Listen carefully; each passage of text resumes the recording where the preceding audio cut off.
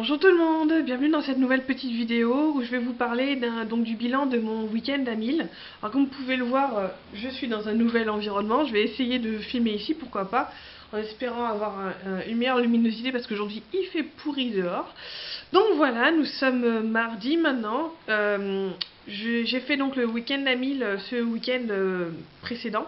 Et donc je voulais vous parler un petit peu de ce bilan. C'est la première fois que je participe à ce week-end à Mille qui est organisé par Lily Booking, donc je vous mettrai la chaîne donc en lien dans la description.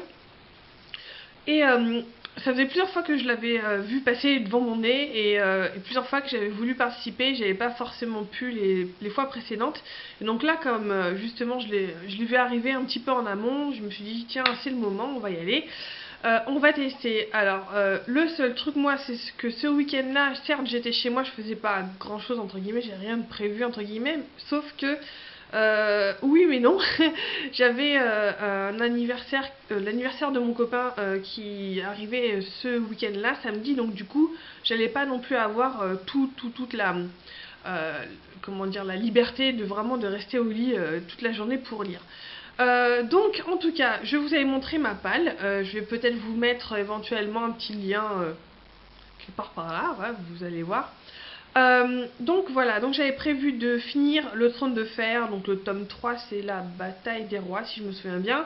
Ensuite je voulais continuer avec Reign of the Ghost ici et Sans âme, et puis j'avais prévu aussi un Pern, et je crois recommencer encore une fois le tome 1 de Téméraire. Alors autant vous dire que ma palle elle a été un petit peu chamboulée.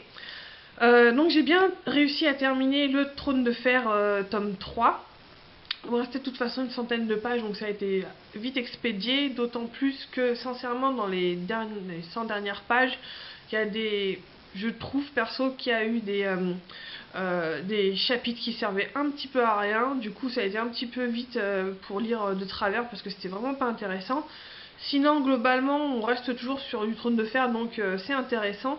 Moi perso je les ai lus après avoir vu la série et limite je préfère lire dans ce sens-là parce que en général quand on lit le livre avant et qu'on est vraiment super excité à l'idée de voir le film ou la série, on a toutes les chances d'être déçu. Alors que si on fait l'inverse, en tout cas c'est mon opinion, si on fait l'inverse, dans le bouquin il y a toujours plus de choses et du coup on découvre beaucoup plus de choses et ça approfondit ce qu'on a aimé dans la série. En tout cas moi j'ai rarement eu justement une mauvaise expérience dans ce sens-là, alors que dans l'autre, évidemment, on a toutes les occasions d'être déçu, quoi. Et justement, ce que j'aime bien en lisant Le Trône de Fer, c'est que justement, ils expliquent beaucoup de choses. Euh, bah, Justement des trucs qui n'ont pas le temps d'expliquer dans la série, avec par exemple ce qui s'est passé, le préquel entre guillemets, ce qui s'est passé donc à l'époque où Baratheon a pris le pouvoir, donc tout le truc avec les Targaryens, l'ancien roi fou, etc. Tout ça c'est beaucoup plus expliqué dans les livres.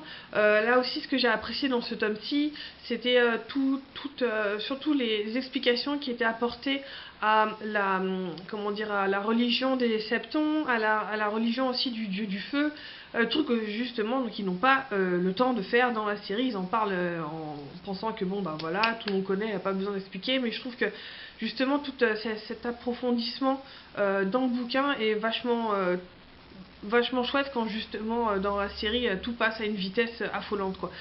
Donc voilà, donc mis à part des chapitres qui pour moi servaient à que dalle, ça a duré un petit peu longtemps mais c'était une lecture quand même assez agréable.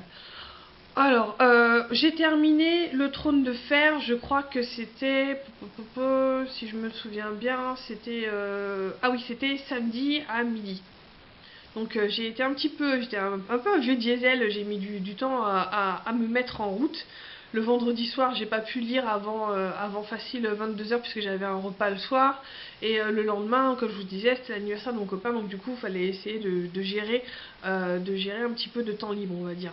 Heureusement que c'était le week-end du Grand Prix de Spa, du coup, j'ai eu un petit peu de temps pour moi. Bref, donc j'ai commencé, je crois que c'était samedi après-midi, j'ai commencé celui-ci, Reign of the Ghost. Donc de Greg Weisman, qui est en fait, je crois que j'ai dû le dire et le redire, Greg Weisman c'est le créateur de Gargoyles, qui est mon dessin animé préféré de tous les temps, de tout l'univers. Donc j'ai terminé vers 16h, et vers 16h, donc 16h dimanche. Il restait plus beaucoup de temps puisque le challenge durait jusqu'à minuit. Et là je me suis dit, ma fille, t'es à 350 pages de lu sur le week-end, tu vas jamais atteindre les 1000, peut-être jamais atteindre les 500, donc il va peut-être falloir changer d'optique. Et c'est là que je me suis dit, tiens, ce serait peut-être pas idiot de lire quelques comics. J'ai des comics que vous voyez ici derrière. Et donc il y en a aussi que j'ai sur ma tablette, que je n'ai pas commencé à lire. Donc je me suis dit, ce serait un moyen assez rapide et efficace pour remonter un petit peu le score, quoi. D'autant que bon, il y en a beaucoup parmi nous qui ont justement prévu des BD, des comics ou des mangas, puisque c'est un moyen assez simple et efficace justement pour revenir un peu au score. Du coup, je me suis mise, je vais l'ouvrir, pam pam pam, je me suis mise à lire, où tu, voilà. Allez, voilà. Je me suis mise à lire Grimm. Alors, je suis une fan inconditionnelle de la série. Je vais faire un post sur mon blog parce que c'est vraiment ma série chouchou depuis, on va être la 4e saison, c'est ma série chouchou depuis 3 ans, quoi. Et je suis vraiment attristée de voir qu'elle n'a pas plus d'exposition que ça. Je crois qu'en France, elle passe sur une chaîne obscure du câble. C'est vraiment dommage parce qu'elle est vraiment chouette. Si vous avez l'occasion, vraiment, de la regarder, ou si ouais, peut-être elle vous a pas fait bonne impression la première fois, sincèrement je vous conseille d'y remettre, d'y rejeter un œil. Et ce qui marche vachement, c'est de se mater la série pas d'un coup, mais voilà, oui d'un coup, de regarder les épisodes à la suite, parce que justement moi j'ai remarqué ça moi-même dans ma propre consommation des séries.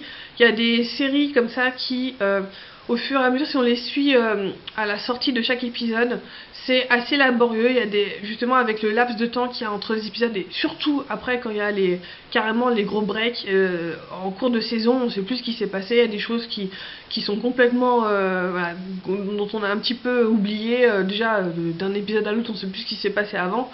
Et là j'avais trouvé justement que passer regarder les épisodes les uns après les autres, c'était vachement mieux pour justement rester dans la chronologie, dans le rythme de la série elle-même, quoi. Notamment par exemple dans Grimm, dans la dernière saison, où il se passe des choses et on a justement, quand on la regarde à la sortie des épisodes, donc toutes les semaines, puis des fois en sautant 1, 2, 3 mois, bah on se rend compte qu'on a l'impression qu'il y a des événements qui se passent, et donc du coup qu'il se passe des mois entre les deux, alors que non, ça s'est passé la veille, ça s'est passé genre la semaine d'avant, quoi. Donc voilà, bref, je reviens sur ma lecture. Donc ce sont, comme vous voyez, c'est pas grave, peux-tu venir, oui, voilà, c'est le comics. Alors j'ai bien aimé, il y a des choses que j'ai bien aimé, que j'ai moins aimé dans ces comics. J'ai dû en lire 7 ou 8 je crois. Donc on est complètement dans la série. Pour ceux qui aiment cette série, on est carrément donc avec les personnages, avec vraiment dans la trame principale de la série, avec les petites pièces là de, merde, comment ça s'appelle, Zirconius, ou je sais plus comment ça s'appelle, Zinconius. Donc voilà, la première intrigue c'est autour de ça. Et en fait ce qui est assez drôle, c'est que vu que c'est en comics, ils en ont profité pour faire un truc qu'ils peuvent pas faire dans la série. C'est-à-dire que voilà, ils sortent de Portland et les personnages vont faire un trip en Europe, à Vienne, etc.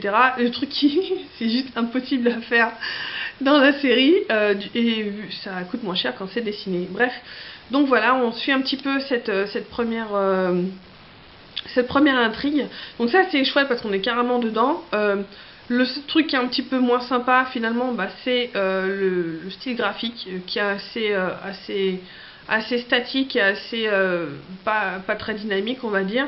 Un petit peu vieux comics peut-être. Ils ont peut-être pas eu les sous pour avoir quelqu'un d'un petit peu plus je vais pas dire talentueux, mais enfin bon, d'un petit peu plus, voilà. Mis à part les couvertures qui sont quand même assez chouettes, comme celle que je vous ai montré. Bon bah voilà, avec la couverture, quoi, faut pas s'attendre à ce que l'intérieur soit pareil. Donc voilà, ça c'est plutôt chouette. J'ai pas encore lu tout ce que j'avais, mais je vais continuer à les lire carrément. Donc grâce à Grimm, j'ai quand même pu remonter jusqu'à j'étais à 353 pages, non, 350 pages, et grâce au Grimm, j'ai pu remonter jusqu'à plus de 600, j'étais à 633 pages. Et ensuite j'ai commencé à lire le Gail Carriger, donc Sans âme, une aventure d'Alexia Tarabotti. Et j'ai commencé à lire ça vers 19h, quelque chose comme ça. Donc autant dire que bon, au moins j'avais dépassé les 500 pages, ce qui était un petit peu mon objectif.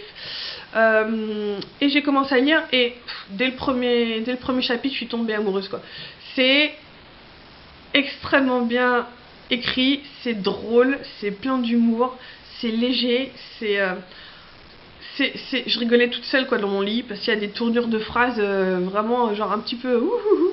C'est vraiment super drôle, quoi. On m'avait dit que justement ça allait être ça, mais du coup je savais pas trop à quoi m'attendre, un petit peu vraiment ce que ça allait être, mais franchement c'est juste trop drôle, quoi. J'ai vraiment hâte de lire la suite, vraiment hâte. Non, j'ai continué, bref. Et j'ai terminé donc le week-end à 1000, en fait, à 22h30, puisque je tombais de sommeil. Donc j'ai lu, je crois, 33 pages de celui-ci. Du coup, je suis arrivée à 666 pages. J'aurais voulu le faire exprès, j'aurais pas pu. Donc 666 pages, ce qui est plutôt pas mal pour je pense, hein, pour un premier week-end à 1000. Alors après, le seul truc, je pense, la prochaine fois, c'est que j'essaierai de m'organiser différemment par rapport justement à ce que j'ai prévu dans le week-end. Là, j'avais prévu que des romans. Et en fait, je me rends compte que quand on a des trucs prévus pendant un week-end à 1000, ça sert à rien. Il faut vraiment avoir que ça à faire pour ne lire que des romans. Si le cas se représente, je pense que je prévoirais dans ma palle directement des comics, des mangas ou des BD pour justement réussir à un petit peu, pas gonfler, mais voilà, à faire un petit peu plus de pages plus facilement, parce que juste en roman, faut vraiment avoir rien de prévu et rester dans son canapé et dans son lit tout le week-end, quoi. Moi, en tout cas, c'était pas possible. Donc voilà, c'était une super expérience. J'ai pu lire Reign of the Ghost et vraiment c'était vraiment super. J'ai pu finir le Trône de Fer parce que c'est vrai qu'au bout d'un moment ça devient, je crois que j'étais dessus depuis facilement 3 mois. Donc voilà, ça c'est fait, on va passer à notre bouquin, ça c'est cool.